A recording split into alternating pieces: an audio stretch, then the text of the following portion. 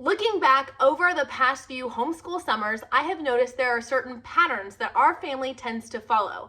And instead of fighting those natural patterns, I thought, what if I actually just shift and make a schedule that works around that natural rhythm and flow of our family? So here's what I'm thinking. I'm actually going to be dividing our summer up into 3 sections. There's going to be May and June, there's going to be July, and there's going to be August. We officially start our full school year in September, right after Labor Day. So I'm going to walk you through each of these phases, what homeschooling is going to look like during that period, and what fun things we have planned for each of those sections. So let's talk about the first section, which is May and June. So in May and June, we're pretty much just wrapping up our current homeschool year.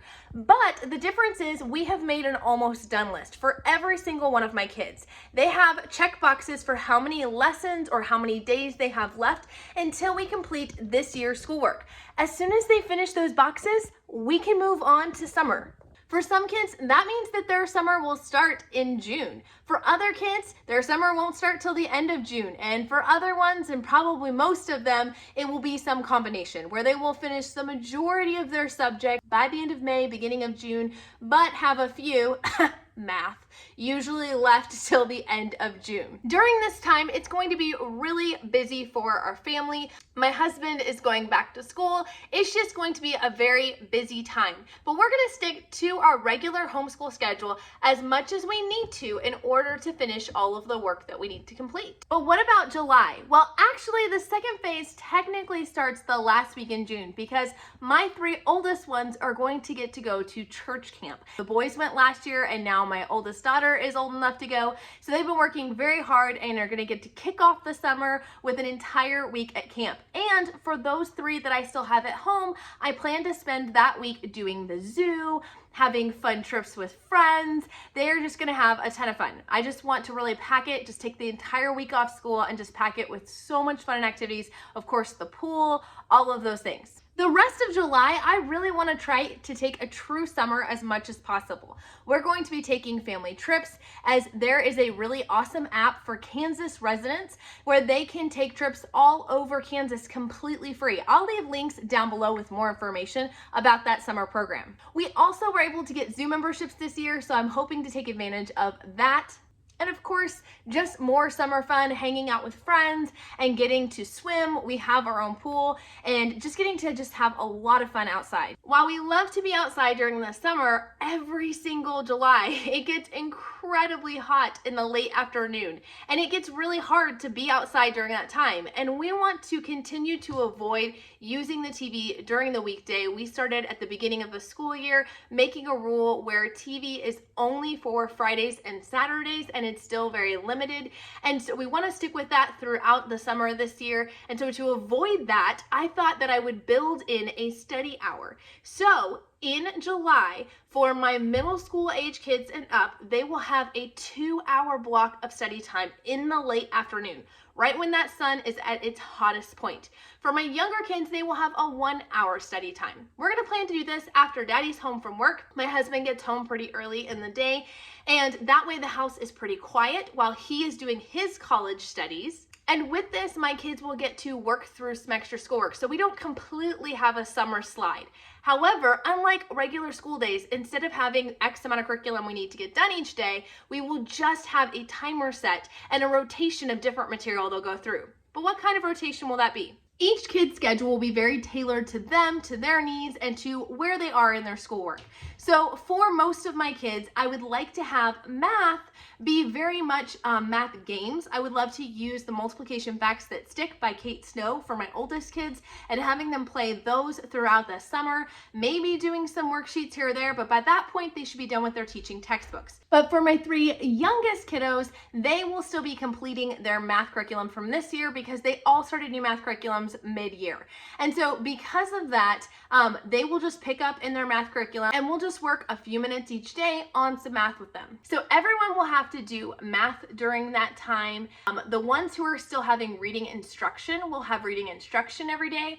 All of them will read on their own or listen to audiobooks throughout the day, but I want that to be separate than this study time because I really do want this to be a little bit more school focused. And for my middle schoolers in July, I'm actually going to be teaching them and a few of their friends the Victus study program. Every week, we'll get together for a couple of hours and be going over this amazing program that's designed to teach them study skills, how to organize their materials, how to take notes, organize their thoughts, study for a test, and plan out the following year. This program is really cool, and I can't wait to teach this class. Then that brings us to August. We will continue this 1 to 2 hour study time. This will also help us transition, as my husband will then be switching and going into a new semester in college to get used to that schedule, because I believe he will start having some in-person classes at that point. So we'll have to work around those a little differently than we do his online classes.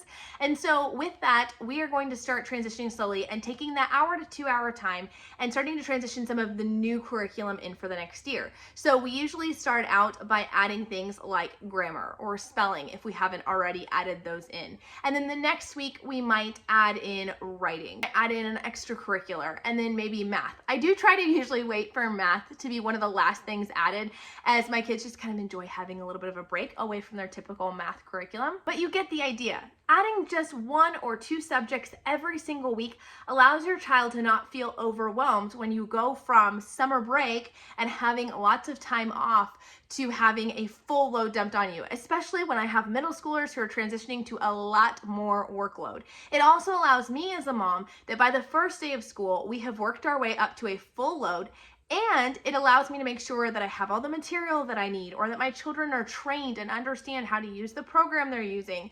For my summer reading, I do have 3 books I am hoping to get to. I want to at least get through these 2, and that is The Lemonade War. This one just looked like a really fun one, and I've heard great reviews about it. And the other one is one I got off of Thrift Books or Book Outlet. I don't know much about it, but the back just sounds hilarious, and it just sounds like a lighthearted, fun summer read. It's called The Beloved Dearly, and it's about some kids who have a money-making scheme, and they are always looking for ways to make money, and they decide to start a pet funeral business, but very quickly it starts to go awry. So I just think these 2 will be fun ones if we have time. I would love to get to The Song for a Whale. These are all ones that I have seen recommended here by several of my friends on YouTube, so I would love to get to all of these. We will be using audiobooks as we travel. We love to listen to audiobooks, but I have no idea what all of those will be yet. If you have any suggestions of ones we should add, let me know down in the comments. So as you can see, our homeschool doesn't really end during the summer. We do school year round, but we do pivot and change and adjust to the particular season. There will be a good chunk of time in June where my kids will be doing very, very few subjects, and then only that hour or 2 in July, and then another hour or 2, but a little bit more focused on actual curriculum in August, finally ending up with a full schedule in September. This is just what works for us. There's nothing wrong with taking the whole summer off or working full load the whole summer. But for our family, having a child with special needs, it is imperative that we do school year round, both because they thrive off the structure of that, as well as the fact that all the surgeries and appointments and therapies, we miss a lot of days here or there, and that's the only way we can keep up with making sure that we get in all the time that we need. I hope this video has been helpful. If you guys want to see a few fun educational summer activity ideas, be sure to check out this video here, where I share a whole bunch with an entire list of printables that you can use for educational activities for your summer. Talk to you guys later. Bye.